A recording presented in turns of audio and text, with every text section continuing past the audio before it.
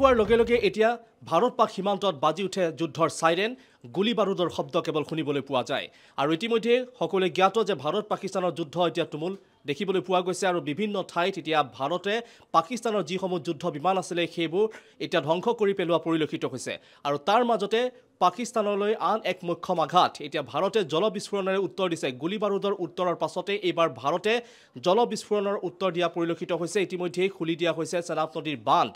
আমি আপোনালোকক দৃশ্য দেখুৱাইছোঁ। চেনাব নদীৰ বান্ধ খুলি দিয়াৰ পাছতে জানিব পৰা গৈছে যে পাকিস্তানৰ বহু ঠাইত এতিয়া বানৰ আশংকা দেখিবলৈ পোৱা গৈছে। গুলি বাৰুদৰ পাছতে এইবাৰ জল বিস্ফোৰণৰ উত্তৰ দিয়া পাকিস্তানলৈ আন এক মুখ্যম আঘাত দেখিবলৈ পোৱা গৈছে।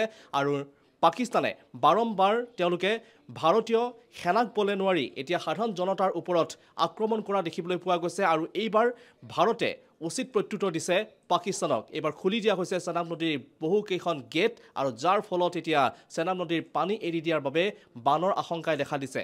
আৰু চেনাব নদীৰ এই পৰিৱেশ আমি আপোনালোকক দেখুৱাইছোঁ কেনেধৰণৰ এক ভয়াৱহ দেখিবলৈ পোৱা গৈছে এই ছবি। আৰু এয়া দেখি ইতিমধ্যে জানিব পৰা গৈছে যে বহু ঠাইত এতিয়া পাকিস্তানৰ বানৰ আশংকাই দেখা দিছে। খৰাঙৰ পাছতে এতিয়া বানৰ আশংকা দেখিবলৈ পোৱা গৈছে চেনাব নদীৰ বান্ধ খুলি দিয়াৰ পাছত।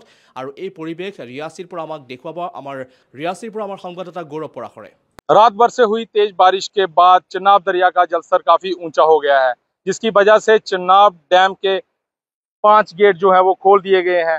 पानी का तेज बहाव होने के कारण पाकिस्तान में जो है वो बाढ़ की स्थिति उत्पन्न हो गई है।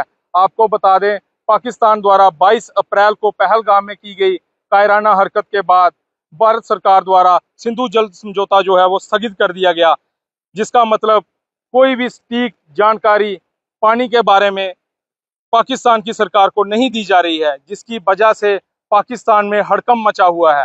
आपको बता दें, एक तरफ भारत सरकार द्वारा एयर स्ट्राइक की गई पाकिस्तान पर, दूसरी तरफ ये वाटर स्ट्राइक, ये इस चीज का प्रमाण है कि पाकिस्तान का अंत जो है वो निकट है।